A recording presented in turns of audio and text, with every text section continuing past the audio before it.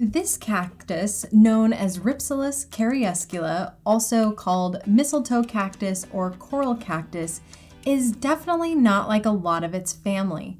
As you can see here, it does have little spines that come out from its branches.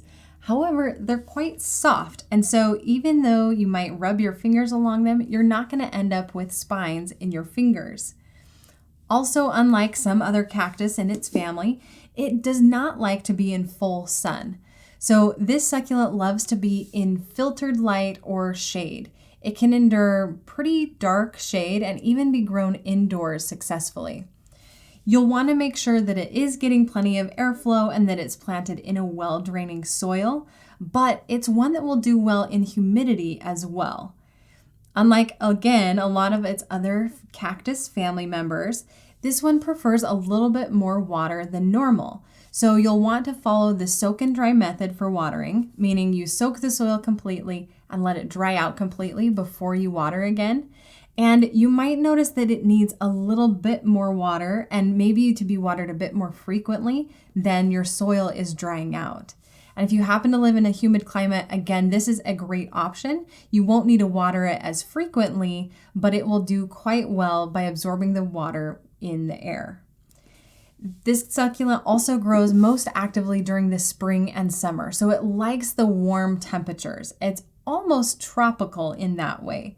So you'll want to make sure that in the spring and summer, you're giving it plenty of water, but you're also letting the soil dry out still. And keep in mind that the sun in the summer is a lot hotter. So if you do grow it indoors, make sure that it's off of the window a little bit because that direct sun in late afternoon can burn the leaves of this plant. Now, in the winter, this is a plant that you'll likely want to bring inside unless you happen to live in a zone 10 climate, which means that you're only getting temperatures down to about 30 degrees Fahrenheit. This will not withstand periods of frost or freezing weather, so you'll either need to cover it if you're just getting a couple days of freezing, or again, bring it inside to protect those leaves. Now, it will grow to be a couple feet in size, and as it gets taller, it will topple over the edge of a pot and be more of a hanging plant rather than growing upright. It does pair well with a lot of other succulents. You probably don't want it with something that needs very little water, say like a lithops or a really big barrel cactus. But with succulents like crassulas or haworthias that are also going to do well indoors, this is going to be a great companion plant. The other thing that's nice about it is it's not generally considered toxic to humans or animals, so it will be safe around your children and pets. And it also propagates really easily.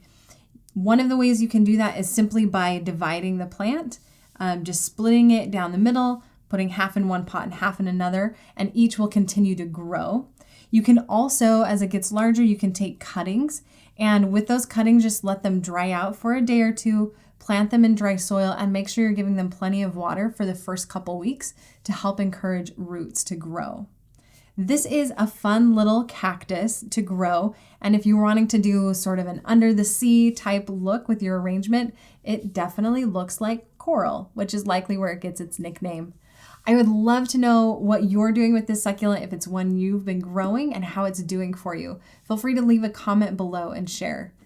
Thank you so much for watching this video. If you liked it, be sure to give it a thumbs up, hit subscribe, and share it with all of your succulent loving friends, and I will see you next time.